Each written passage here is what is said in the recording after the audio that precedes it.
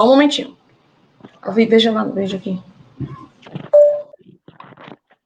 Então, gente, boa tarde. Desculpa aí os problemas que aconteceram. Então, nós vamos começar o nosso segundo dia de comunicações virtuais, com os 10 trabalhos que eu falei anteriormente. Vamos começar com o trabalho da Edilene, do Francisco Rafael e da Anglessa, Programa Institucional de Monitoria, Relato de Experiência do PIN, em língua espanhola com o ensino remoto, que é o Programa Institucional de Monitoria da UERN. Vamos lá, Edilene. 8 minutos, minha querida. Boa apresentação. Obrigada. Boa tarde. Eu gostaria de conversar com vocês um pouquinho hoje sobre a monitoria do PIN. Eu estou projetando aqui um slidezinho, acho que está dando para ver direitinho, né? O nosso trabalho visa estimular a participação dos alunos, principalmente aqueles alunos que sentem alguma dificuldade, com o objetivo de evitar algum tipo de repetência, evasão, né, para segurar realmente os alunos no nosso curso de língua espanhola. Então, o nosso PIN de língua espanhola, ele tem o objetivo, porque a experiência já terminou, ele teve o objetivo de reforçar conteúdos gramaticais. E disso a gente vai falar um pouquinho, bem rapidamente, porque nosso tempo é curto, né? E para isso eu trouxe uma citação de um autor de 2008, né, isso bem antes de começar essa pandemia, que a gente teve uma acelerada do que foi essas mídias sociais, do que foi essa tecnologia digital, e a inserção da tecnologia digital nos ensinos, mas em 2008, Silva, ele já falava que a aprendizagem transcende os espaços e as horas escolares, e não é mais uma atividade confinada às paredes da sala de aula. E é justamente isso que a gente teve a experiência nesse curso do PIN, né? A gente saiu dessas 4 paredes físicas e fomos a uma sala de aula além, né? Uma sala de aula que entrou realmente nas casas dos alunos. E por que essa experiência do PIN, ela deu certo? Porque o que a gente utilizou, né? As ferramentas digitais utilizadas, elas iam de acordo com o que propôs Simão, que seriam da usabilidade, da portabilidade, funcionalidade, acessibilidade e ubiquidade. Eu quero passar para a parte que realmente nos toca, né, que seria a parte da experiência em si. Como projeto de monitoria, ele é acompanhado de uma disciplina da graduação, de um componente curricular. O componente curricular escolhido foi Língua Espanhola 1. Né? Em Língua Espanhola 1, os alunos utilizam um material de apoio, um material didático, que seria esse livro Em Marcha. Por isso que os bolsistas, os monitores, eles programaram suas atividades para suprir as carências de algum conteúdo gramatical ou comunicacional que os alunos do primeiro período tinham com relação à didática ou aos conteúdos linguísticos da língua espanhola.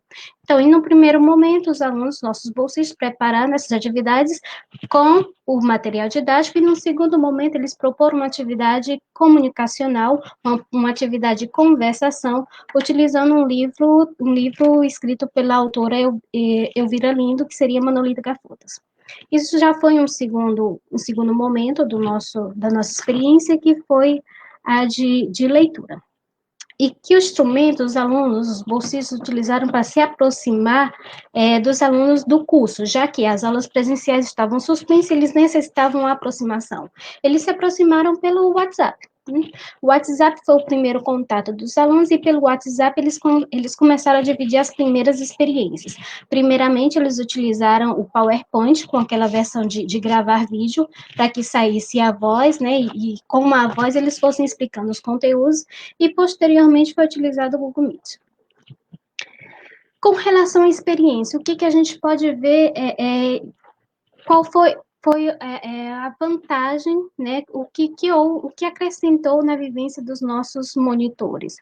Primeiramente, aqui os nossos monitores, eles estão mais, como é que eu posso dizer? Eles se sentem mais à vontade a utilizar ferramentas digitais para abordar temas gramaticais, né, que é um tema duro, um tema difícil, então eles já estão aí mais afiados para utilizar as ferramentas digitais. Segundo, autoavaliação. Os nossos bolsistas, quando estão fazendo os seus materiais, eles se autoevaluam, eles veem primeiramente, como está a pronúncia deles em língua espanhola, e esse autoavaliar vai, pouco a pouco, melhorando a fluência na língua espanhola. Com relação à leitura e o vocabulário, também foi um dos pontos que eles salientaram que melhorou, com o desenvolvimento da fala e com o desenvolvimento da audição. E os alunos discentes, realmente os alunos matriculados na disciplina. Esses alunos, eles tiveram uma revisão dos conteúdos gramaticais, das estruturas da língua, um enfoque principalmente na pronúncia, isso porque o Google Meet, ele permite essa interação, né, entre os alunos e também os monitores, e a aquisição de novos vocabulários. Isso se deu também porque a leitura em si, ela favorece a aquisição de vocabulário. E trouxemos algumas das citações, né, os feedbacks dos nossos alunos e bolsistas. O primeiro aluno, ele disse: tendo em vista as diversas dificuldades ligadas à educação e ao ensino em meio à pandemia, o PIN foi uma atividade extremamente importante e proveitosa, pois através dele reativamos o desejo de ler, conhecer traços de outra cultura e língua e de certa forma eram desconhecidos. Vejam aí, esse aluno, ele mostrou realmente qual era a situação. A situação é que, quando fomos atingidos aí por essa pandemia e fomos forçados a fazer o distanciamento social, né, na verdade, benéfico para nós, eles se viram órfãos de estar perto da sala de aula, né, de ter esse convívio com a língua espanhola ou com as matérias da graduação, e a experiência do PIN aproximou eles um pouco mais. E também é o que diz nosso segundo aluno. O segundo aluno, ele já fala especificamente da plataforma Meet. Através da plataforma Meet, nós, participantes do PIN, tivemos a oportunidade de obter de volta um pouco da proximidade a qual nos foi tirada pela pandemia, sem esquecer que o PIN, além de ter sido uma ótima forma de receber e compartilhar conhecimentos, foi uma boa oportunidade de conhecer pessoas novas. Vejam aí, né, esse ensino remoto permitiu o diálogo entre os que ainda não se conheciam. Por exemplo, a professora que nunca tinha sido professor deles, ficou sendo conhecido por essa experiência à distância. E do monitor? O monitor, ele nos fala o seguinte: o monitor é aquele bolsista, né, aluno bolsista que já pagou a disciplina, mas que ele está ali para ajudar, para auxiliar o professor a tirar as dúvidas dos alunos e tem ali um horáriozinho extra para ficar no processo de monitoria, né, para esclarecer alguma pendência que ficou. E o monitor, ele diz: a plataforma Digital Meet me ajudou bastante nesse processo. Foi o primeiro contato e me surpreendi com a simplicidade e praticidade da plataforma, que proporcionou um contato em tempo real, facilitando a comunicação e possibilitando os alunos sanarem as dúvidas em tempo real, otimizando o rendimento e aprendizagem. E já aqui, para finalizar, né, porque o meu tempo já acabou, para finalizar, só queria dizer que a experiência foi fantástica, porque, primeiro, os nossos alunos antes não tinham nenhum contato que seria o ensino remoto, e o PIN, ele já deu aí um início do que seria essa nova vivência. E eu queria agradecer a todos. Obrigada.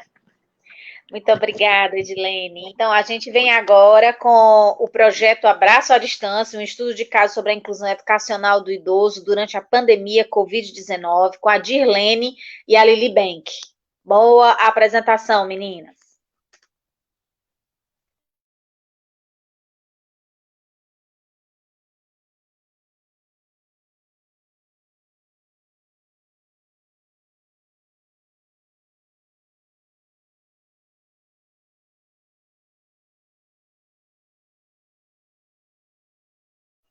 Pode iniciar, Dirlene.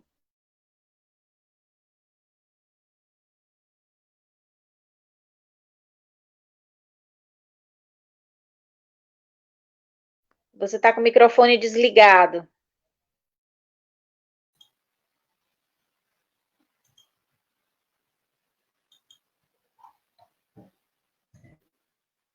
Boa tarde a todos, né?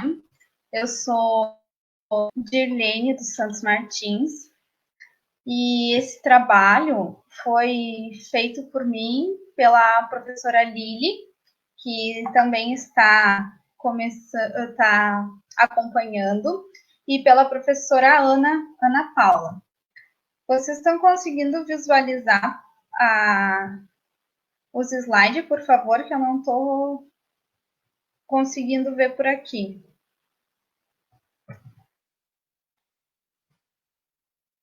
Então, eu vou falar um pouquinho sobre o nosso projeto, né? Ele é um estudo de caso que tem o título Projeto Abraço à Distância, um estudo de caso sobre a inclusão educacional do idoso durante a pandemia Covid-19. A contextualização. Esse trabalho foi realizado na e pela Profamília, que a Profamília, ela faz parte da Secretaria Municipal da Família, no município de Blumenau, no estado de Santa Catarina. Então, durante a pandemia, quando iniciou a pandemia, nós ficamos pensando em como atingir os nossos idosos, né? Como chegar com eles através de materiais e para não deixar eles assim desassistidos. Então, o primeiro momento assim a gente pensou no aplicativo WhatsApp, né? Pois em virtude de eles terem mais familiaridade, muitos idosos tinham esse acesso e também para flexibilizar, sim, ter uma flexibilidade. Com isso, iniciamos o nosso ensino remoto, através de videoaulas, né? Nós mandava as aulas pelo WhatsApp, nós realizamos com eles também ligações via telefone, para saber como eles estavam, para dar esse suporte, para auxiliar nesse momento. E aqueles que não tinham essa possibilidade de estar tendo um ensino remoto, ter essa inclusão digital, nós, professores, e toda a equipe que trabalha na Secretaria da Família, Profamília, nós criamos a ideia de fazer a visita de portão. O que seria essa visita de portão? Então, nós separamos materiais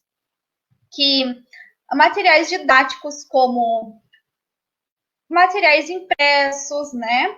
Que lá a gente faz atendimento com 3 modalidades, sendo ele esporte, saúde, arte e cultura, informática e cognição. Então, a gente proporciona a esses idosos, são mais de 5.000 idosos inscritos, sendo que 3.188 eles participam na sede, na Profamília, na sede. E os outros, eles são atendidos nos bairros. Então, cada bairro tem uma sede que lá estará sendo oferecida algumas oficinas, para facilitar o acesso dos nossos idosos a participar dessas oficinas. São idosos a partir de 60 anos, que podem frequentar as oficinas e estar usufruindo dessa contextualização que é a Profamília, que é a Secretaria Municipal da Família. Então, voltando ali nas visitas do portão, nós levávamos materiais didáticos para esses idosos, utilizando máscara, todos os equipamentos necessários, né? Por causa da pandemia, o material era higienizado, porque a gente levou jogos pedagógicos, material de artesanato, tintas, pincéis, tela, para eles terem um pouquinho daquele contato e não deixar de praticar as atividades.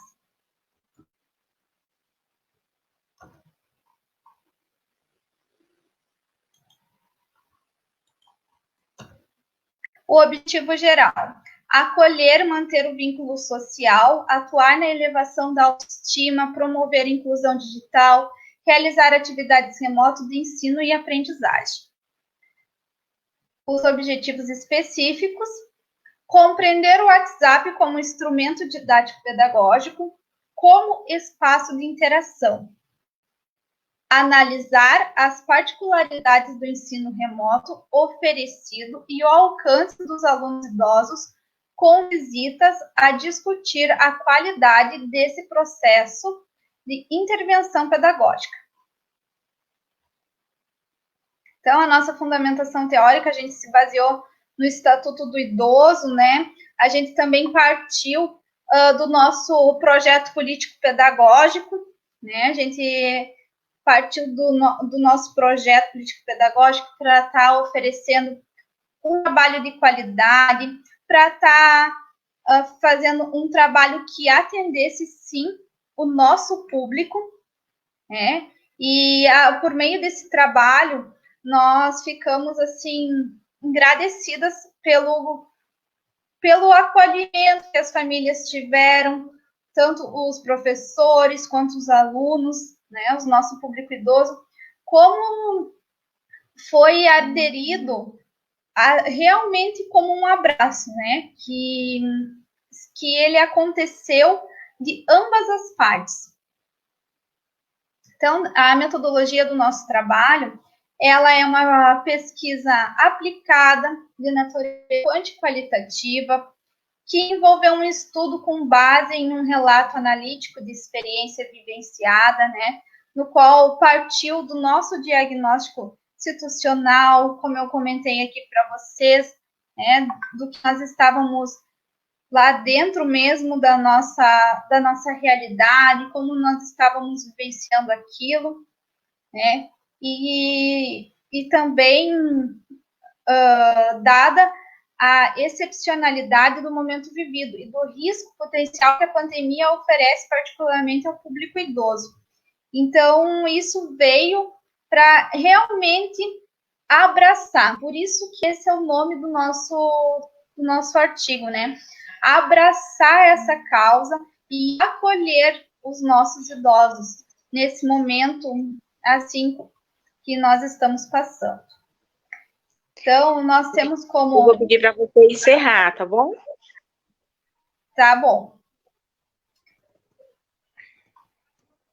Então, as considerações finais, né? A pontual do índice de engajamento e desenvolvimento por parte dos idosos, e importante não só nesse momento de pandemia, mas também para a construção da autonomia e interações em mídias digitais. Meu muito obrigada a todos, e desculpe aí o tempo que passou. Dirlene, obrigada. Gente, a gente vem agora com a robótica educacional como ferramenta de aprendizagem na educação infantil, com a Aslane e a Jéssica Fabielli. Boa apresentação, meninas. Obrigada. Olá, pessoal. Acho que estão me ouvindo. Estou conseguindo compartilhar a tela. Só um minuto.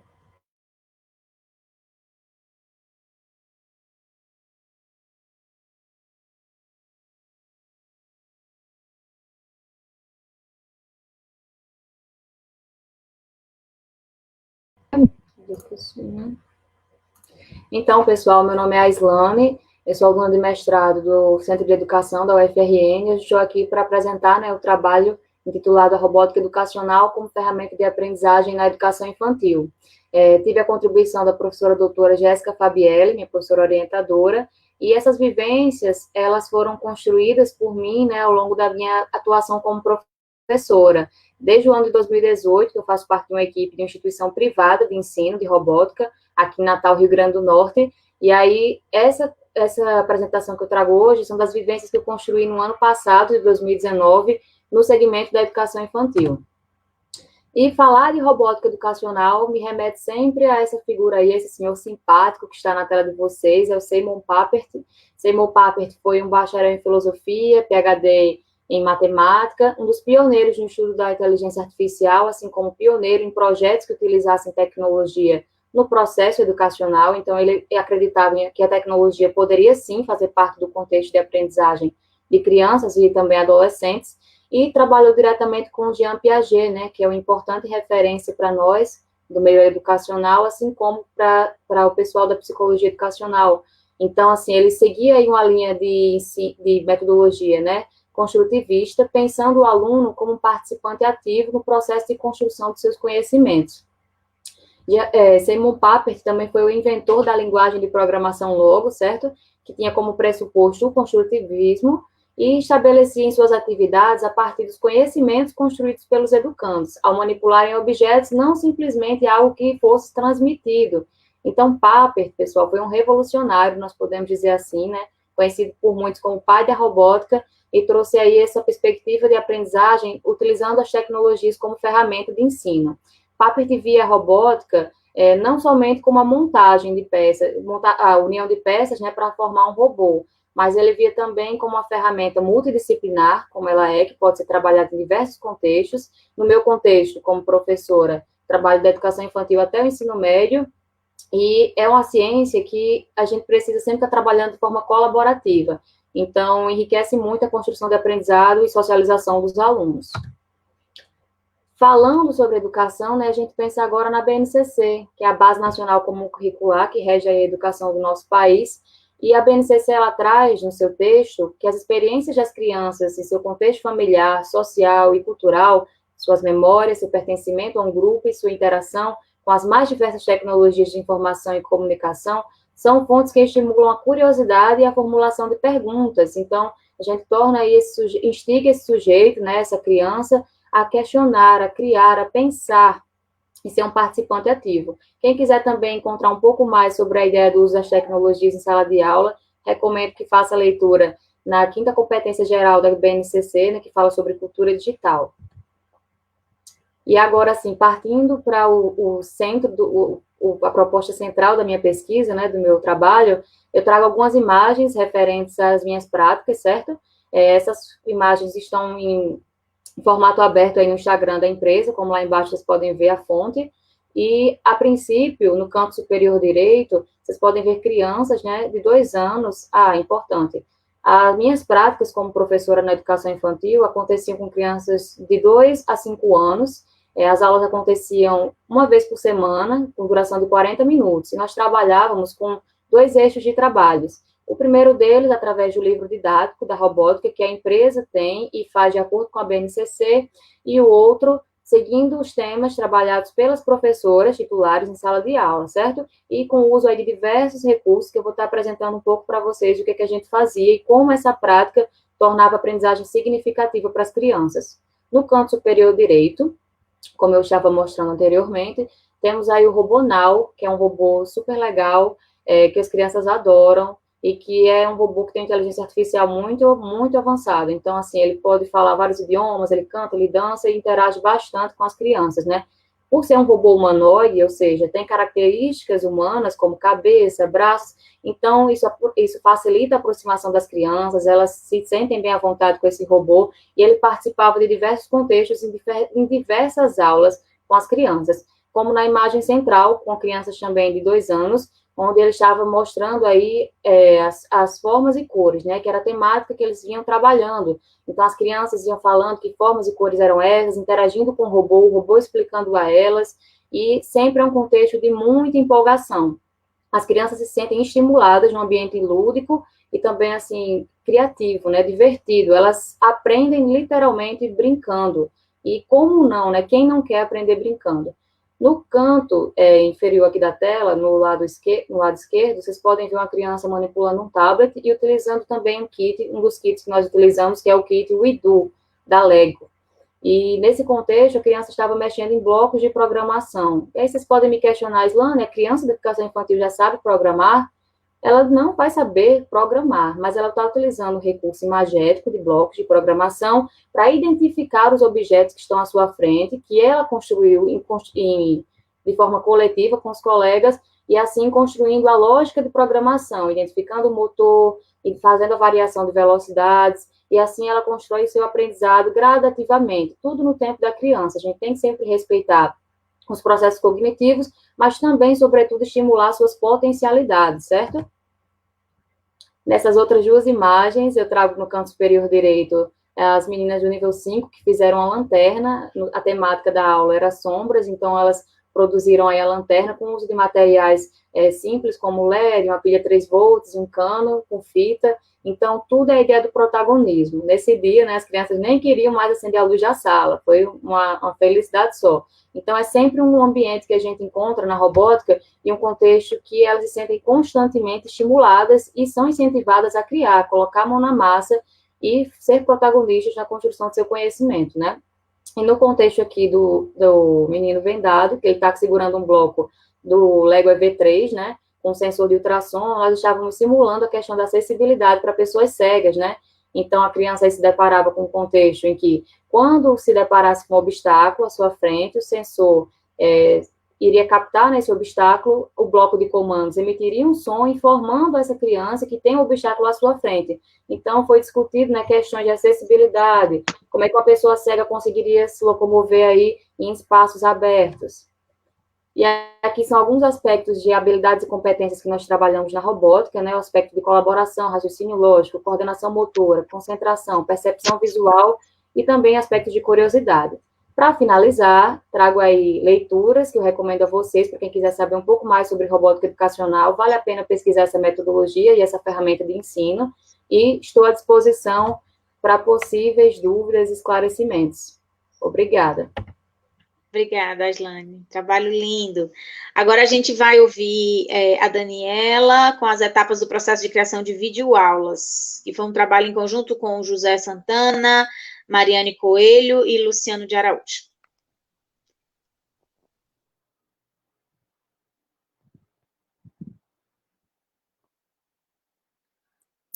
Oi, vocês estão me escutando? Sim, minha querida. Okay. E a apresentação está em tela. Pronto. Eu sou a Daniela, sou estudante de pedagogia da UFC. Esse trabalho foi desenvolvido junto com o Rogério Santana, que é professor da Faculdade de Educação da UFC, e com o Luciano de Araújo e a Mariane Coelho, que também são estudantes de pedagogia. O nosso trabalho são as etapas do processo de criação de videoaulas. Essa é uma parte de um projeto maior desenvolvido por nós, que é um curso de extensão para a formação de professores para a criação e uso didático de videoaulas.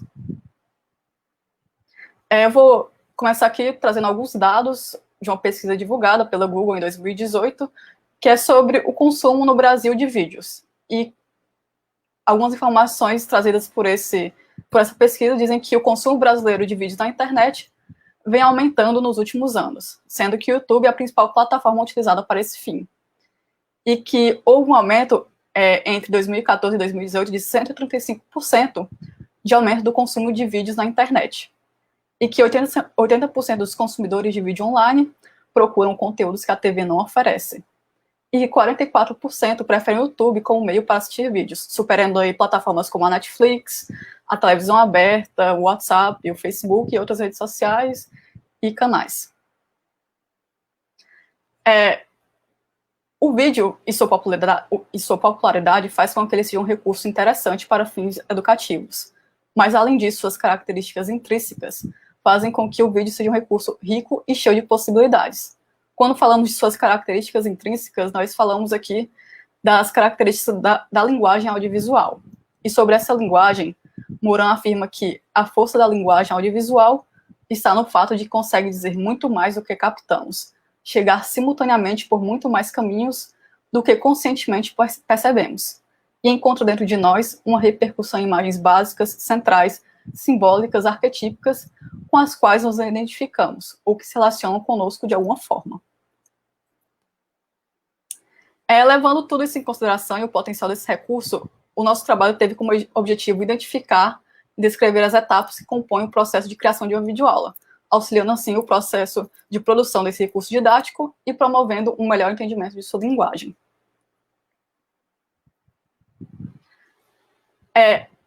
Quanto às etapas da criação de uma videoaula, Musburger e Kinden sistematizam esse processo em 3 fases, que pode ser utilizado tanto na criação de uma videoaula quanto na criação de outras mídias digitais e analógicas. A primeira fase é a pré-produção, que consiste na criação do planejamento e na roteirização da videoaula, seguida pela fase de produção, que consiste na gravação da videoaula, e a última fase é a de pós-produção, onde é feita a edição e a publicação do vídeo. Quanto à pré-produção, a primeira coisa a ser feita é o planejamento da videoaula. Nela, você tem que definir o seu tema, quais são os seus objetivos e quem é o seu público-alvo. Nessa questão, se assemelha muito ao planejamento mesmo de uma aula presencial. Mas, além disso, deve-se fazer um levantamento dos recursos e equipamentos disponíveis, assim como os materiais necessários para completar a produção do seu vídeo, tais como fotos, ilustrações, músicas, gráficos, tudo aquilo que você planeja que irá aparecer lá na sua videoaula, é importante já definir nessa primeira etapa de planejamento. Ela é considerada a etapa mais importante, porque ela basicamente é um mapa de toda a sua produção, ela que vai guiar todas as outras etapas subsequentes. Após o planejamento, vamos para a roteirização da sua videoaula. O roteiro é definido como a forma escrita de qualquer projeto audiovisual. E na videoaula nós trabalhamos com 2 tipos de roteiro, o roteiro literário e o roteiro técnico. O roteiro literário compreende todo o texto verbal que irá compor a videoaula, tais como narrações, explanações e diálogos. Nele você vai definir tudo aquilo que vai ser dito na sua videoaula. Essa é uma etapa importante porque uma das características principais da videoaula é sua objetividade, seu curto tempo de duração. E o roteiro literário vai te auxiliar nessa questão. Após a escrita do roteiro literário, vamos para a criação do roteiro técnico. Nele, você vai dividir o seu roteiro literário em cenas. E elas contêm todas as indicações técnicas imprescindíveis para a transformação do texto em audiovisual. Geralmente, o roteiro técnico segue um modelo específico, existem vários tipos de modelos para esse tipo de roteiro, mas o mais comum é uma tabela, dividida em 2 colunas. Uma coluna você vai especificar todos os elementos visuais da sua cena, e na segunda coluna, todos os elementos sonoros. E tudo tem que ser especificado e identificado exatamente a duração aí de cada uma dessas cenas. Feito o planejamento e roteiro, inicia a fase de produção, que consiste na filmagem, e todos os cuidados que devem ser tomados durante esse processo, como, por exemplo, o cuidado com o cenário, com a iluminação, com a qualidade do som, e a checagem dos equipamentos. Após isso, nós vamos para a gravação em si. E esse processo pode ocorrer de diferentes formas e depende daquilo que foi estabelecido no planejamento. Pois existem diversas possibilidades de formato de videoaula, ao se utilizar de diferentes combinações dos elementos sonoros e visuais que vão compor sua videoaula. A escolha quanto a esse formato vai depender de 2 fatores principais: dos objetivos estabelecidos durante o planejamento e os equipamentos disponíveis para o criador do vídeo. Quando falamos aqui em formatos, nós falamos como os elementos da sua videoaula vão ser dispostos aí no seu vídeo. Por exemplo, o apresentador, o professor, vai aparecer durante todo o vídeo. Você vai utilizar slides. Os slides vão aparecer simultaneamente com o apresentador, ou vai ter uma alternância entre apresentador e slides. Talvez você prefira, talvez sua videoaula seja melhor apresentada sem a presença mesmo do apresentador, utilizando aí algum software de captura de tela, ou utilizando somente mesmo slides e trechos de outros vídeos, por exemplo. Eles têm uma afinidade de possibilidades aí de combinação de formatos e de elementos. Após a produção e a filmagem, nós vamos para a fase de pós-produção, que compreende a edição e a publicação da videoaula.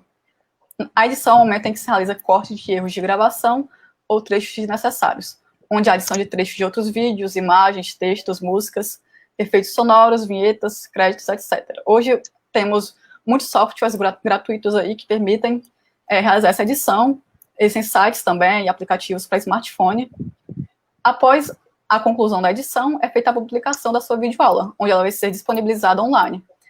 Como falamos, o YouTube é uma plataforma bastante popular e é a mais utilizada realmente para esse fim, mas existem outras possibilidades, outros sites de plataforma de vídeo e também as redes sociais.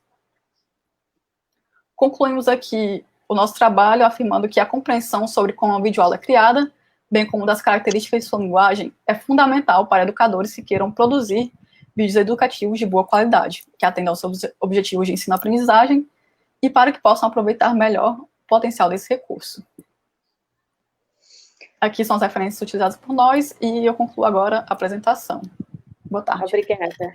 Boa tarde, obrigada, Daniela. A gente vai ouvir agora o Fernando Costa, com o trabalho Educação e TEDIC, uma análise do ensino remoto a partir das percepções de discentes do ensino superior. Boa apresentação. Obrigado. Boa noite a todos. Então, meu nome é Fernando, sou graduando em curso de Letras pela UFRN, no campus Célios Corrais Novos, interior do estado, Então, eu estaria apresentando para vocês o nosso trabalho intitulado Educação e Tecnologias Digitais da Informação e Comunicação, uma análise do ensino remoto a partir das percepções dos discentes do ensino superior. O trabalho foi realizado com a participação de Alessandra Viana Fonseca, Morgana Souza de Mello e Letícia dos Santos Carvalho. Então, diante desse contexto desencadeado pela pandemia, em especial pela Covid-19, né, nós vivemos uma realidade bastante anormal, adversa, no contexto educacional. Então, com isso, nesse contexto, as tecnologias, as TDICs, foi contribuir positivamente, né, para essa nova mudança, principalmente agora no ensino remoto, que será o nosso recorte do trabalho. Os objetivos do nosso trabalho são de apresentar e discutir as percepções dos discentes dos cursos de letras dos SERES Campus de Currais Novos acerca do ensino remoto. De início, fazer a coleta e depois apresentar esses dados para serem discutidos na comunidade acadêmica e nos eventos como esse. Sobre os aspectos metodológicos, a nossa metodologia ela tem como base, inicialmente, o primeiro passo, está nas análises dos dados de uma pesquisa realizada em 2019 pelo Grupo de Trabalho de Inclusão e Acessibilidade, denominado GTA, na cidade de Currais Novos. Então, com a presença desses dados, confirma-se que 91,2% dos acadêmicos do SEDES de Currais Novos têm acesso à internet diretamente na UFRN, 47,3% acessam redes públicas, 84,6% nas suas residências e 32,3% através de seus dados móveis do próprio aparelho celular. O que chamou a atenção e deu continuidade ao nosso trabalho foi justamente essa falta dos 15,4% que não tem acesso à internet em casa. A partir disso, nosso segundo passo foi a criação e aplicação do primeiro questionário quantitativo, sobre as perspectivas do ensino remoto, antes da adesão do ensino suplementar. A partir disso, né, após essa experiência, foi criado outro questionário, agora de forma qualitativa, com questões abertas, que tinham como objetivo colher essas informações acerca da avaliação da experiência com o ensino remoto, após o período suplementar. Então, esses questionários eles estão dentro do nosso trabalho, projeto de extensão, intitulado A Utilização das TDICs na Elaboração de Produtos Didáticos, na qual fazemos parte. Sobre os resultados, no primeiro questionário, esse gráfico ele representa que 91% dos estudantes tinham interesse em participar do período suplementar, no formato remoto, e apenas 9% não tinham interesse em participar. E esses 9%, né, a razão no qual eles afirmaram, no caso, 63% afirmaram que seria por falta de recursos tecnológicos necessários ou adequados para o novo formato, e 23% falta de tempo, e 14% falta de interesse por desconhecer, possivelmente, a modalidade de ensino.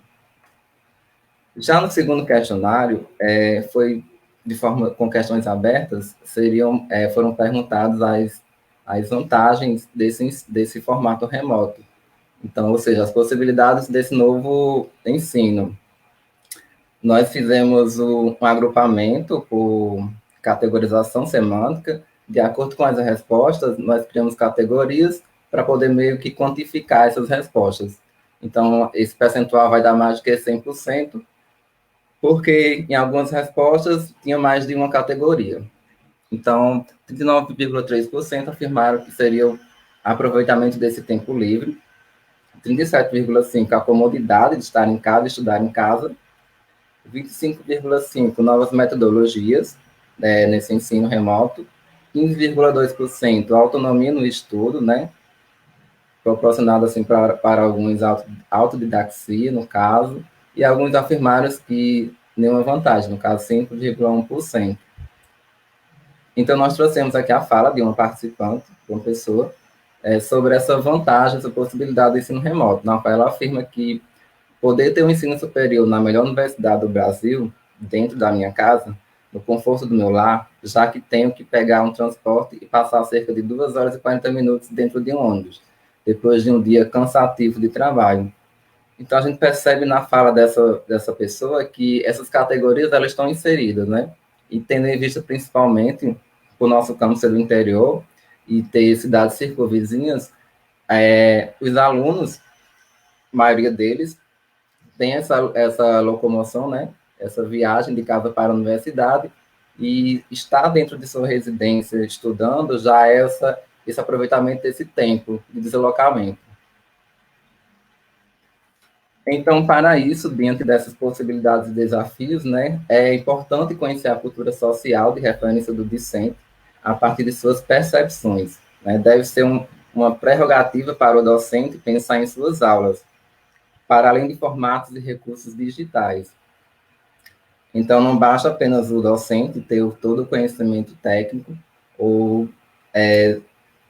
determinados aparatos tecnológicos, recursos digitais, se ele não conhece a realidade desses discentes, as dificuldades que foi relatada nessa pesquisa, que é justamente essa falta de recurso.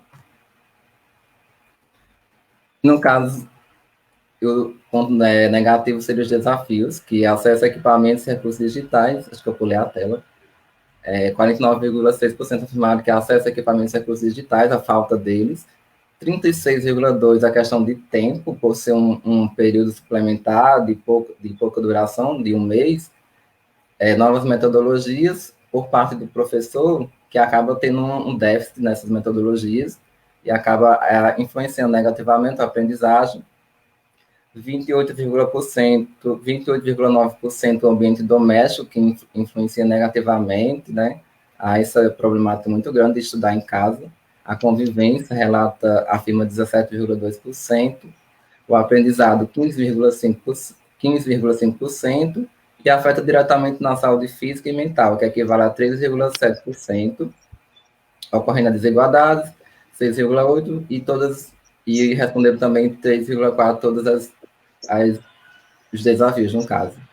Aí, mais uma vez, a gente trouxe um relato que fala, né, a internet instável na hora da aula síncrona, filhos perturbando, muito conteúdo para dar conta no curto espaço de tempo. Então, todos esses fatores levam a gente a conceber esse desafio do ensino remoto, que está presente nessas desvantagens do ensino remoto, apresentada pelos discentes nesse questionário. Concluir, ok? Tá, então, o que fica de experiência, né, justamente são essas dificuldades, falta de acesso à internet, e a falta de experiência dos professores, que está sendo um pouco equilibrada, tentando equilibrar pela UFRN, por auxílios e formações, aprendizagem autônoma, novos formatos de estudo seriam coisas positivas, e esse ambiente doméstico seria tanto positivo como negativo.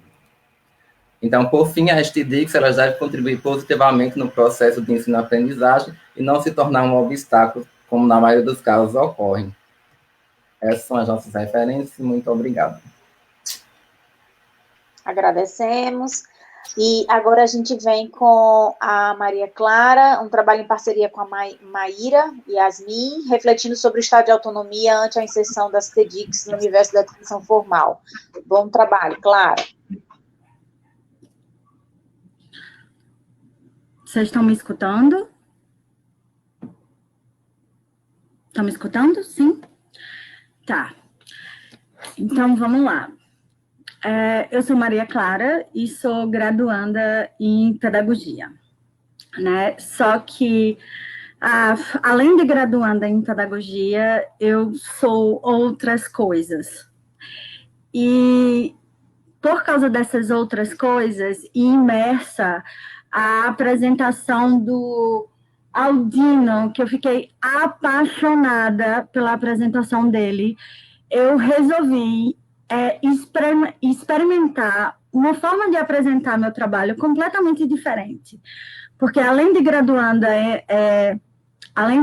em pedagogia, eu sou formada em filosofia, tenho mestrado em educação e doutorado em educação. E tento, atualmente, manter uma pesquisa sobre a imaginação, né? E, então, esses vários lugares, eles me fazem ver o curso de graduação completamente diferente. E essa minha vivência completamente diferente no curso de graduação me fez ficar muito inquieta em relação à educação e às tecnologias. E por causa disso, hoje eu vou apresentar meu trabalho apresentando especificamente o meu contexto e usando o meu contexto para explicar o artigo. Porque eu acredito que o importante na minha situação é o contexto, porque é o meu contexto que torna o meu trabalho rico. Então, assim, assistindo às aulas sobre educação e tecnologia, eu ficava me perguntando, tá, e cadê a temporalidade do uso das tecnologias? O que é que me faz entender o que não está implícito em teorias como a teoria conectivista, o que me faz realmente entender o sentido dessas teorias que me ajudam a saber como usar as tecnologias. E eu ficava muito inquieta em relação a isso, né? E usei minha base teórica, que é Adorno e Horkheim, que é uma junção de uma forma de abordar a historiografia. De Adorno, que é da Escola de Frankfurt, eu trago a dialética negativa. E ele trabalha com a sensibilização de você entender como uma instituição, como uma prática social, como um fenômeno político, ele se constrói a partir de uma constelação de sentidos. Então, ele faz você olhar essa constelação de sentidos. Por outro lado, eu também trabalho com Castoriadis, Cornélio Castoriadis. E Cornélio Castoriadis, ele trabalha com uma postura filosófica que ele diz que a gente vive num tempo de criação. Então, esse tempo de criação, ele impõe que você entenda que a história, ela não é determinista. A história, ela está aí para ser criada, independente de ter elementos que nos direcionam. Então, esses elementos, por exemplo, são a dimensão da biologia. A dimensão da biologia sempre é transpassada, que é a dimensão física, pela dimensão cultural, pela dimensão política, e as várias outras dimensões que a gente vai criando ao decorrer da nossa prática enquanto sociedade histórica, sociedade que tem endereçamentos históricos, né? Então, eu usei esses dois autores para pensar, tá, se esses dois autores que eu trabalho como pesquisadora me dizem que é muito importante eu entender a temporalidade de alguma coisa, ou de alguém, ou de algum fenômeno, qual é a temporalidade dessa tecnologia que me pedem para que eu aprenda a usar?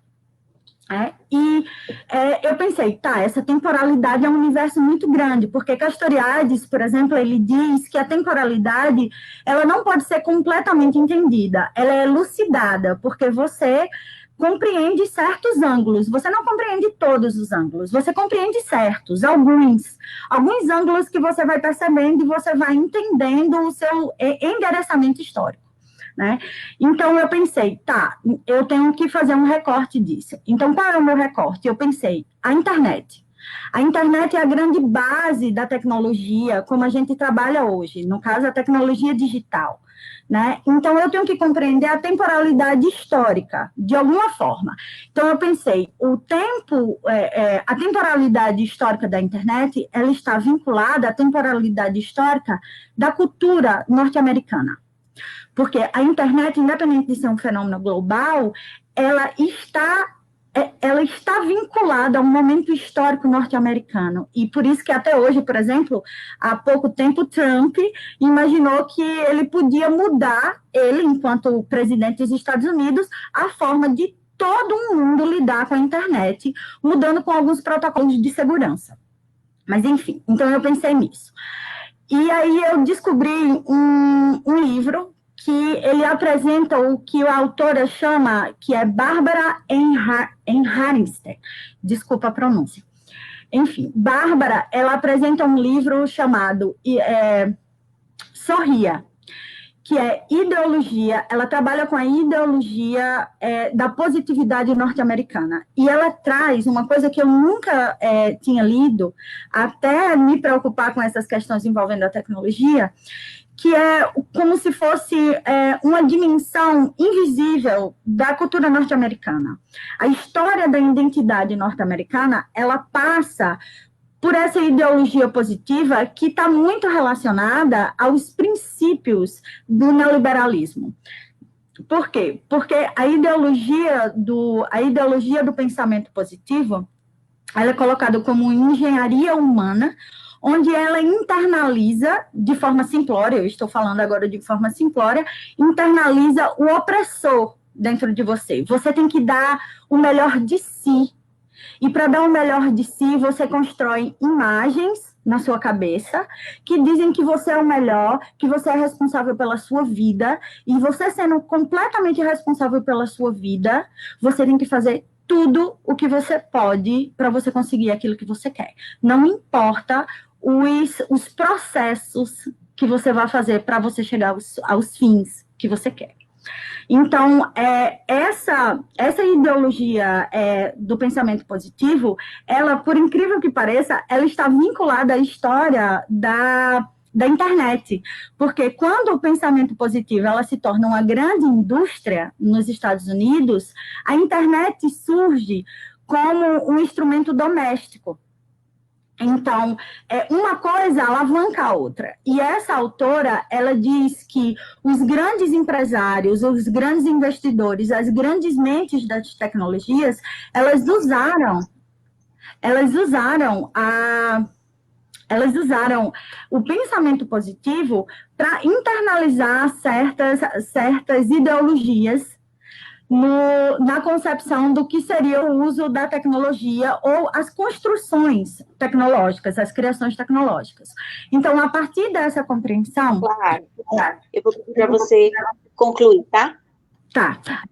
A partir dessa compreensão, então, o meu artigo, ele mostra, né, que as tecnologias, se realmente elas forem usadas para autonomia, elas têm que trazer a historicidade e as contradições dela. E isso não significa o modo de usar, mas a gente tem que entender as contradições, por exemplo, as ideologias dos algoritmos. A gente tem que entender como as contradições sociais, elas realmente minam essas criações, que são as criações tecnológicas, e os professores que trabalham com as tecnologias, eles têm que compreender essas novas contradições dessa cultura digital para que realmente a gente consiga fazer uso de forma autônoma. Então, é isso. Eu espero que, enfim, vocês leiam o artigo e muito obrigada. Ok, muito obrigada. Tchau, tchau. A gente vem agora com o trabalho da Edne Kelly Salles, produção de material lúdico para aulas remotas, um relato de experiência na educação infantil e primeiro ano do ensino fundamental durante o ensino bilíngue. Boa apresentação.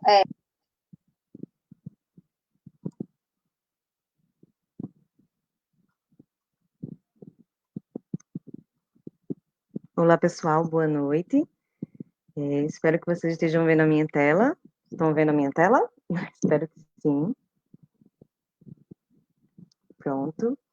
Meu nome é Edne Salles. Eu vou falar um pouco sobre a produção de material lúdico para aulas remotas, um relato de experiência na educação infantil, primeiro ano do ensino fundamental, durante o ensino bilíngue.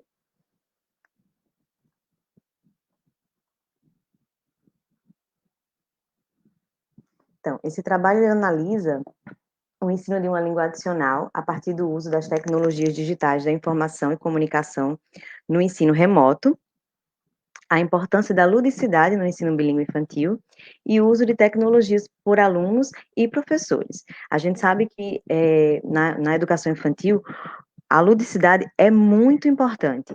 As crianças, elas precisam achar aquele objeto bonito, elas querem sentir o desejo de tocar, elas querem brincar. E a gente sabe que no ensino remoto isso é um pouco difícil. De acordo com a Almeida e Valente, para os alunos, se apropriar de uma nova tecnologia é algo que acontece naturalmente, mas para os professores, às vezes, é um pouco árduo. E a não inserção de tecnologias no currículo muitas vezes é culpa do professor. O professor, muitas vezes, não que ele não queira levar a tecnologia para a sala de aula, mas ele não conhece as ferramentas, e o não conhecer acaba bloqueando esse acesso dos alunos. Então, o objetivo é expor o uso de propostas tecnológicas em sequências didáticas que contribuam para o processo de ensino de inglês na infância de forma eficaz. Relatar as fragilidades e os pontos fortes das produções dos professores do programa bilíngue analisado para partilhar resultados positivos. Foi considerado o programa bilíngue infantil de uma rede escolar privada de Natal RN, pautada na pedagogia de projetos, com crianças de 2 a 6 anos, com acesso ao ensino remoto. E realizado também uma pesquisa com 10 professores desse programa, com base nas aulas que eles estão produzindo e enviando para a casa dos alunos. Quais estratégias didáticas e tecnológicas podem ser utilizadas no ensino infantil bilíngue remotamente? Como avaliar a aprendizagem da língua adicional dos alunos remotamente? Essas duas questões, como coordenação, levantamos para que a gente pudesse organizar esse plano diante dessa situação emergencial que estamos vivenciando. Dividimos esse plano em 4 etapas. Esse planejamento foi dividido em 4 etapas e, devido a esse distanciamento social, fomos levados a utilizar alguns recursos digitais para planejar. Então, os professores que eram acostumados a planejar numa sala dos professores, trocando figurinha, abrindo um armário, procurando materiais, passaram a planejar utilizando o Google Drive. Socializar os documentos, ideias através do Google Meet, e, a partir disso, nós adaptamos os projetos ao ensino remoto, buscamos desenvolver sequências didáticas que fossem enviadas para os pais, e esses pais que não têm esse domínio da língua adicional, para que eles pudessem organizar essas aulas com os filhos, a partir dos direcionamentos dos professores, que produziram videoaulas, materiais de apoio, e enviaram essas sequências didáticas, e o estímulo, nós conversamos sobre como estimular essa participação dos alunos a partir de diálogos e atividades durante os momentos síncronos e assíncronos. Nós temos aqui um exemplo de uma aula síncrona. Esse é o meu filho, a professora dele de inglês, a teacher Érica, que me autorizou a usar a imagem. Então, ela está mostrando uma imagem que poderia ter sido mostrada com a figurinha no próprio computador, mas ela preferiu levar uma imagem já pronta. Aqui uma aula assíncrona, com materiais que a professora pegou na escola antes de estarmos fechados. Aqui um modelo da rotina, fiz uns prints da hora da rotina, em que a professora aborda os sentimentos, o clima do dia, o vocabulário que vai ser trabalhado no dia. Aqui alguns materiais que as professoras desenvolveram, os professores desenvolveram para que as aulas fossem lúdicas e próximas ao cotidiano vivenciado na escola. Jogos que foram desenvolvidos para trabalhar durante esse ensino remoto, e também foi ensinado a fazer, então as crianças elas foram estimuladas a realizarem, a produzirem materiais também. A exposição artística também aconteceu a partir de vídeos. Contação de histórias, os livros foram digitalizados, os professores narraram as histórias. Em outros momentos, as professoras retomaram essa história a partir de crafts e registros. E fizemos perguntas a essas professoras, a gente queria entender, será que vocês estão realmente preparados? Esses materiais, está sendo gostoso de preparar? Como é que está sendo isso?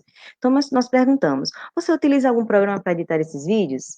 Se sim, especifique qual. Então, todos os professores, os teachers, utilizam equipamentos para fazer edição, e o mais usado é o InShot, pelo celular.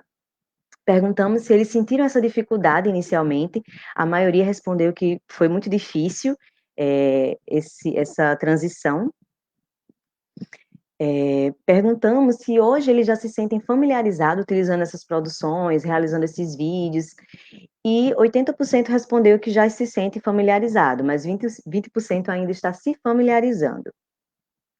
50% dos professores responderam que esses recursos disponíveis realmente favorecem a abordagem do idioma. E a outra metade respondeu que, às vezes, é satisfatório, mas que eles ainda estão procurando outros recursos tecnológicos para deixar essas aulas mais lúdicas. Então, o que é que a gente considerou a partir disso, né?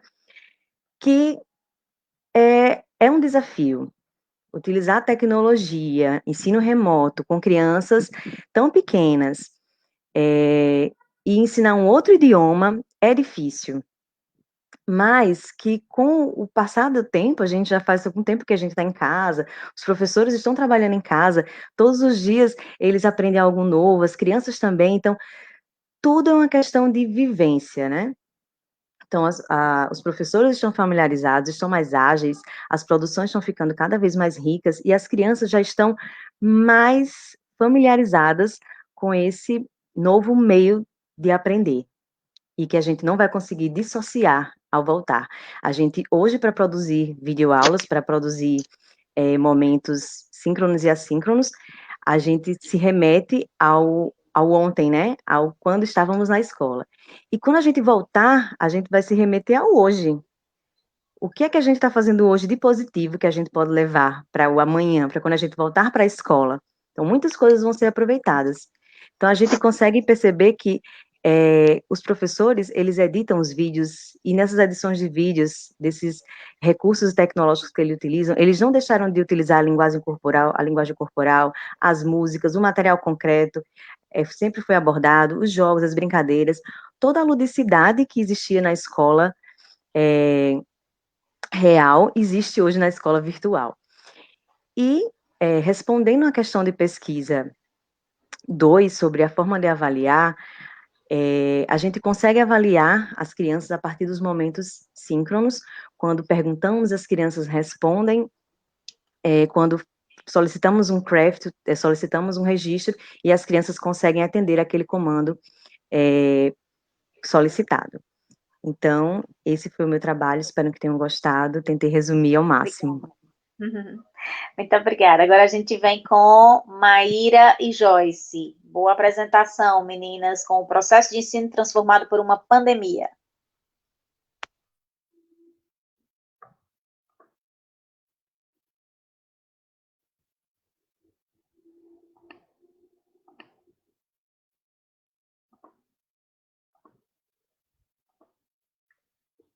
Boa noite a todos.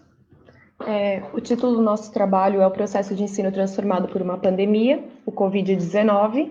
A nossa área temática é ensino e cultura digital. As autoras sou eu, a Joyce e a Mayra Sibeli. O nosso resumo, então, este trabalho trata de uma pesquisa sobre a educação em tempos de pandemia, do Covid-19. A pesquisa tem uma abordagem quantitativa e baseia-se na coleta de dados através da aplicação de questionário aos professores de escolas públicas de Blumenau, Santa Catarina. Nesse processo atípico, a tecnologia vem sendo uma aliada, mas até que ponto os professores sentiam-se preparados para essa mudança? Não sabemos até quando esse modelo irá perdurar, mas podemos afirmar que sem ele não teríamos conseguido chegar até aqui. As nossas palavras-chave é pandemia, ensino, professores e tecnologias. O artigo em questão tem por objetivo refletir sobre as ações escolares e o processo de ensino neste período, os meios utilizados e a metodologia para a continuação das aulas. Utilizamos a abordagem qualitativa, de natureza aplicada, com caráter descritivo. A aplicação do questionário foi feita através da plataforma do Google Forms, então a gente montou um questionário no Forms e enviou aos sujeitos da pesquisa através do uso do aplicativo WhatsApp. A escolha dos sujeitos da pesquisa foi feita de maneira aleatória e, ao final, somou-se um total de 60 professores da rede pública, sendo 30% da educação infantil, 46,7% do ensino fundamental 1, 16,7% do fundamental 2 e 6,7% do ensino médio. Depois que o questionário foi encerrado, então criamos gráficos para obter e analisar os dados da pesquisa. A seguir, apresentaremos os resultados obtidos através da pesquisa. Então, a gente realizou vários questionamentos e várias perguntas a esses entrevistados. Então, a primeira delas foi se a escola na qual eles trabalham estavam sendo realizadas atividades online. Então, praticamente 100% dos entrevistados disseram que sim, né? No ensino fundamental 1, teve 3,57% que afirmaram não estar realizando atividades online. A próxima pergunta que a gente fez foi: como você classifica o aprendizado dos estudantes nesse processo de pandemia, nesse momento agora? Então, a educação infantil, 50% disse que está bom e 33% regular. No ensino fundamental 1, 61% afirmaram está acontecendo de maneira regular e 21% bom. No ensino fundamental 2, 40% afirmou estar bom e 40% regular. Os professores do ensino médio, 100% afirmaram estar bom o aprendizado. Acreditamos que essa mudança nos dados ocorre devido à autonomia dos estudantes. Então, no ensino médio, os estudantes têm mais autonomia para estarem realizando as atividades sozinhos, enquanto lá na educação infantil, os estudantes teriam menos autonomia. Então, por isso que tem esse mais um ruim no regular ali na percentual. Perguntamos também sobre as competências e habilidades previstas na BNCC. Na educação infantil, no ensino fundamental 1 e no ensino fundamental 2, praticamente, né, mais da metade dos professores entrevistados afirmaram que essas habilidades e competências estão sendo atingidas de maneira parcial. Os professores do ensino médio, mais da metade, afirmou que estão conseguindo utilizar as habilidades e competências. A gente também acredita que é por causa da autonomia dos estudantes. Então, como eles conseguem estudar mais sozinhos, talvez precisam de menos auxílio, eles estão conseguindo atingir melhor os objetivos propostos. A gente também perguntou com relação ao planejamento dos professores. Então, ao que eles haviam planejado lá no início do ano e o que eles estavam aplicando agora com os estudantes. O ensino médio, o ensino fundamental 2 e o fundamental 1, eles afirmaram parcialmente que tiveram que fazer algumas alterações no planejamento, então não tiveram que mudar ele totalmente, apenas realizar alterações para esse período de pandemia e de aulas remotas. A educação infantil, 50% dos professores tiveram que refazer esse planejamento. Então, na educação infantil, a prática é praticamente de vivência, de contato. Então, por isso, eles tiveram que fazer esse replanejamento. Perguntamos também sobre a adaptação a esse novo modelo de ensino, então, como os professores se adaptaram a esse novo modelo. De maneira geral, os professores afirmaram que esse momento foi um pouco conturbado, então também a gente realizou perguntas sobre os equipamentos que eles já possuíam, então muitos tiveram que adquirir, outros não tinham o equipamento necessário, outros tinham, mas não tinham conhecimento para utilizar, então por isso eles afirmaram ser um pouco conturbado esse momento de transição de aulas presenciais para aulas remotas. Com relação à carga horária, a gente também realizou uma pergunta se eles estavam conseguindo cumprir a sua carga horária. Então, eu trabalho 40 horas, eu ainda estou trabalhando só essas 40 horas. Na educação infantil, ficou bem dividido entre manteve a carga horária e parcialmente tiveram que, né, ampliar um pouquinho em alguns dias. No ensino fundamental 1, então a maioria dos professores está trabalhando além da sua carga horária. No ensino fundamental 2, então, em alguns dias, e os professores do ensino médio afirmaram que conseguiram manter a mesma carga horária de trabalho. Perguntamos também como está o emocional do professor nesse momento. Então, na educação infantil, eles afirmaram estar cansados, né, 44%, e 39% afirmou estar lidando bem com a situação. No ensino fundamental 1, 64% afirmou estar cansado e 38% desanimados. No ensino fundamental 2, 60% afirmou estar cansado e 40% um pouco confuso e perdido. No ensino médio, 75% estão cansados e 25% se adaptou bem à nova rotina. Apesar, então, de todas essas dificuldades que a gente pôde perceber, dessa dificuldade de adaptação, desse cansaço, é praticamente unânime, né, os professores que acham que a gente não deve retornar com as aulas presenciais nesse ano de 2020. As nossas considerações finais, então. A pesquisa evidenciou alguns desafios que foram encontrados pelos professores nesse momento de pandemia com o ensino remoto. Então, a modificação do planejamento, que muitos tiveram que alterar aquilo que haviam planejado no início do ano, a necessidade do acompanhamento do professor, então a gente notou alguma dificuldade dos estudantes estarem realizando essa atividade, a questão de não estar atingindo as habilidades e competências necessárias previstas pela BNCC.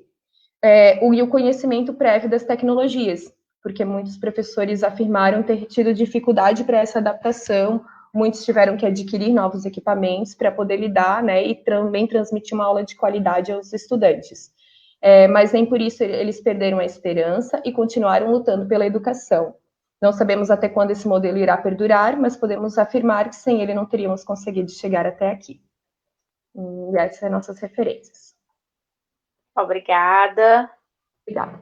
A gente vai, então, para o nosso penúltimo trabalho, da Francisca Jaqueline de Oliveira, a Cyberliteratura como ferramenta educativa. Boa apresentação, Jaqueline.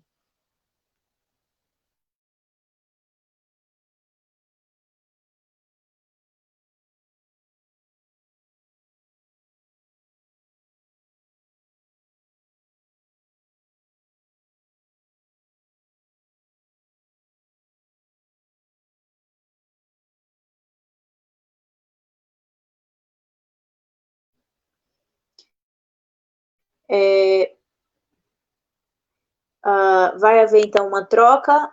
Quem vai apresentar aí o Delmárcia Dantas, com o trabalho Uso de Tecnologias Digitais por professores do IFRN, no contexto da suspensão de aulas presenciais, um trabalho junto com Roberto Douglas.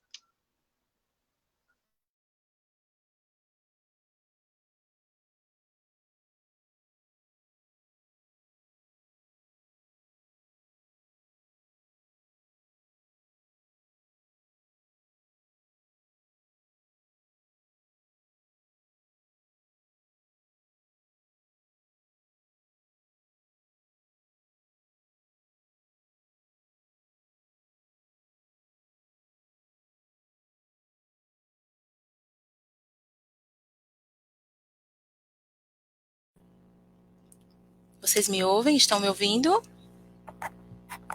Sim, minha querida.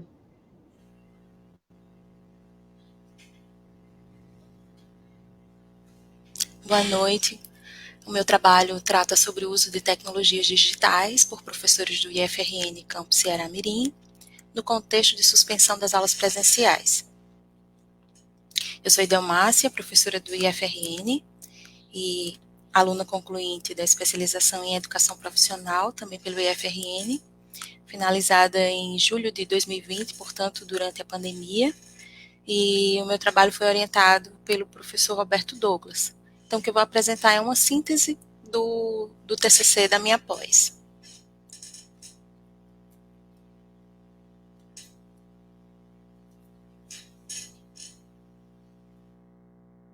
Acho que travou aqui.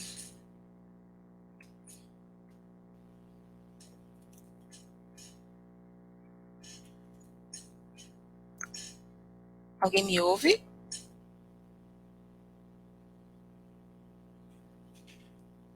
Estão me ouvindo?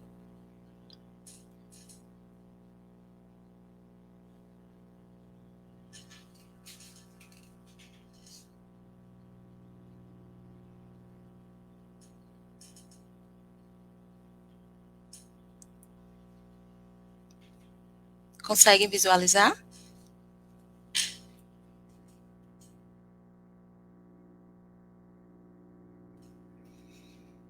Posso continuar?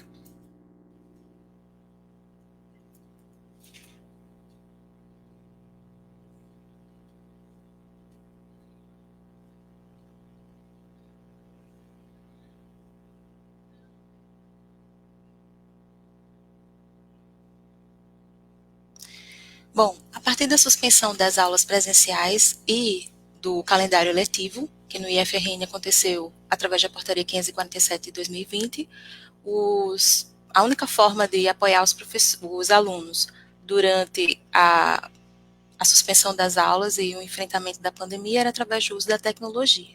Então, os professores do Campus Ceará Mirim, sob a coordenação da direção acadêmica, idealizaram projetos que pudessem ser realizados durante a suspensão dessas aulas.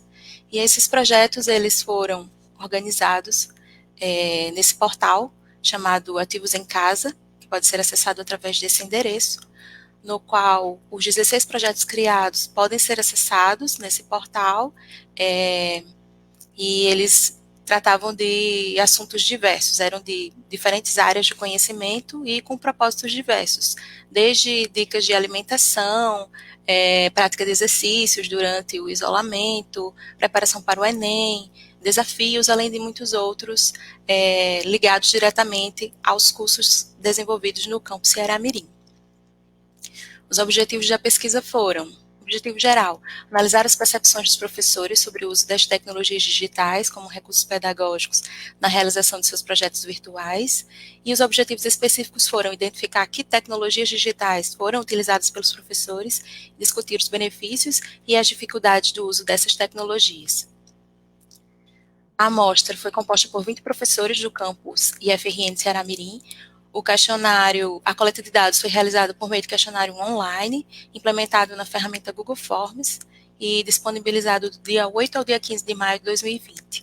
A pesquisa exploratória, com abordagem qual e quant, e os dados quantitativos foram analisados por meio de estatística descritiva, enquanto a análise dos dados qualitativos foram realizados através da técnica de análise de conteúdo. E quem são esses respondentes da pesquisa? 60% são do gênero masculino, sendo 60% mestres e 40% doutores. 75% estão na faixa etária entre 30 e 40 anos de idade, com experiência docente diversificada. Tanto nós temos professores com 3, 4 anos de experiência, como professores com mais de 20 anos de experiência. Bom, a ferramenta mais usada por todos os respondentes da pesquisa foi o Google Sala de Aula. Isso pode ser explicado porque essa ferramenta ela pode ser acessada pelo próprio sistema institucional. O IFRN disponibiliza o acesso ao G Suite for Education. E, apesar disso, alguns professores perceberam que durante a realização dos projetos, os alunos não estavam acessando a ferramenta. E aí usaram o WhatsApp como uma estratégia complementar. E aí perceberam que realmente esses alunos que não estavam acessando a ferramenta agora começaram a participar mais ativamente do projeto. Também foram usados o próprio sistema institucional do IFRN para que o professor pudesse disponibilizar materiais, e o e-mail também foi usado como uma forma de comunicação com os alunos do projeto. Alguns projetos utilizaram a ferramenta YouTube, especialmente aqueles que foram focados na produção de videoaulas. Outros utilizaram a rede social Instagram como forma de interagir com o público, já que os alunos utilizam fortemente essa rede social, e as reuniões entre os membros da equipe do projeto foram realizadas utilizando a ferramenta Hangout, especialmente. Os professores responderam questão sobre ferramentas de busca, sobre ferramentas de comunicação e de armazenamento e de ferramentas desenhadas especialmente para a educação. 85% dos professores pesquisados disseram que utilizam ferramentas de busca, que se consideram inclusive experientes nesse tipo de ferramenta, como o Google. 80% disseram que usam ferramentas de comunicação, como o e-mail e o WhatsApp. 60% utilizam ferramentas de armazenamento, como o Google Drive. E com relação a ferramentas desenhadas para a educação, nós não obtivemos consenso. Tivemos professores que disseram que nem conheciam algumas dessas ferramentas, como o Google Sala de Aula, Edmodo, Moodle, e outros que já utilizam as ferramentas há mais de 4, 5 anos. Também perguntamos sobre a facilidade de uso das tecnologias. 90% dos professores disseram que foi fácil ou foi muito fácil utilizar as tecnologias nesse momento. Os principais benefícios apontados pelos respondentes da pesquisa foram agilidade na comunicação proporcionada pelo uso da tecnologia, a possibilidade de compartilhar materiais, e assim como materiais complementares, e a organização dos alunos em turma foi um item bastante comentado pelos professores pesquisados, né, que isso ajudou bastante o desenvolvimento dos projetos. Como as dificuldades, a principal dificuldade elencada por vários professores foi aprender a usar as tecnologias rapidamente, né? Tudo aconteceu de forma muito abrupta, sem um momento para a preparação, e aí, de repente, as tecnologias foram fortemente inseridas nas atividades escolares. A falta de adesão dos alunos aos projetos foi também uma dificuldade bastante comentada pelos professores, pois apenas 32,7% dos alunos matriculados no nosso campus se inscreveram para participar dos projetos, e também a baixa participação dos alunos, uma vez que, dentre os que se inscreveram, eles ainda não participaram de forma tão ativa.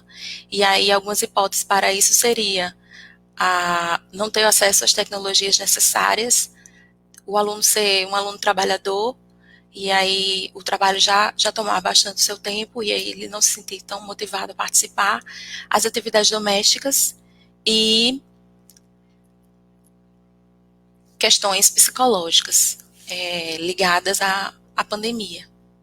Considerações finais. Houve um esforço dos professores em ajudar seus alunos, eles aprenderam a usar tecnologias, eles idealizaram projetos, eles apoiaram os colegas na realização dos seus projetos, utilizaram estratégias complementares. Os professores demonstraram interesse em continuar usando as tecnologias no futuro, por terem considerado que essa foi uma experiência bastante rica, e a tecnologia foi considerada tanto uma aliada, porque era a única forma de se relacionar com o aluno nesse momento, como também um fator de exclusão, haja visto alguns alunos não terem conseguido participar, porque não tinham os recursos mínimos para participar dos projetos. E é isso, muito obrigada.